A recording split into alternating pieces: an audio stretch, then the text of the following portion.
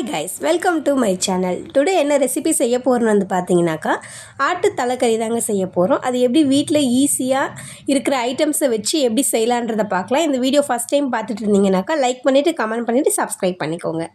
So அதுக்கு ஒரு பாத்திரத்தில் கொஞ்சமாக எண்ணெய் ஊற்றிக்கலாம். 1 ஸ்பூன் அளவு கடுகு சேர்த்து கடுகு பொரிஞ்ச பிறகு வந்து பார்த்தீங்கன்னாக்கா பொடியாக கட் பண்ணி வச்சுருக்க வெங்காயத்தையும் சேர்த்து நல்லா வதக்கிக்கோங்க. இது நமக்கு பொன்னிறமாக வதங்கி வரணுங்க. இது கூட வந்து பார்த்தீங்கன்னா இஞ்சி பூண்டு பேஸ்ட்டு சேர்த்து நல்லா மிக்ஸ் பண்ணி விட்டுக்கோங்க. இது நல்லா பொன்னிறமாக பொரிஞ்ச பிறகு வந்து பார்த்தீங்கன்னாக்கா இதில் நம்ம 2 தக்காளியை கட் பண்ணி சேர்த்து நல்லா வதக்கிக்கலாம். தக்காளி கூடவே கொஞ்சமாக உப்பு சேர்த்துக்கோங்க, ஏன்னா கொஞ்சம் சீக்கிரமாக நமக்கு வதங்கி வந்துடும். இது எல்லாத்தையும் நல்லா மிக்ஸ் பண்ணி விட்டுடுங்க. நல்லா வந்து திக்கான பதம் வர அளவுக்கு பேஸ்ட் மாதிரி நம்ம வதக்கி எடுத்துக்கலாம். இப்போ நம்ம எடுத்து வச்சுருக்க கறி எடுத்து இதில் அலசி போட்டுக்கலாம். இது வந்து பார்த்தீங்கன்னாக்கா இதில் மசாலா இப்போ நம்ம சேர்க்கணும். 2லேருந்து 3 ஸ்பூன் வரைக்கும் நம்ம வீட்டில் அரைச்ச மசாலாவே இதில் சேர்த்துக்கலாம். தேவையான அளவு தண்ணி ஊற்றி இது கூட வந்து மிக்சியில் அரைச்சி பெப்பர் வீட்டில் நம்ம அரைக்கும் இல்லைங்களா, அந்த பெப்பரை தூவி இது கூட விசில் போட்டுருங்க.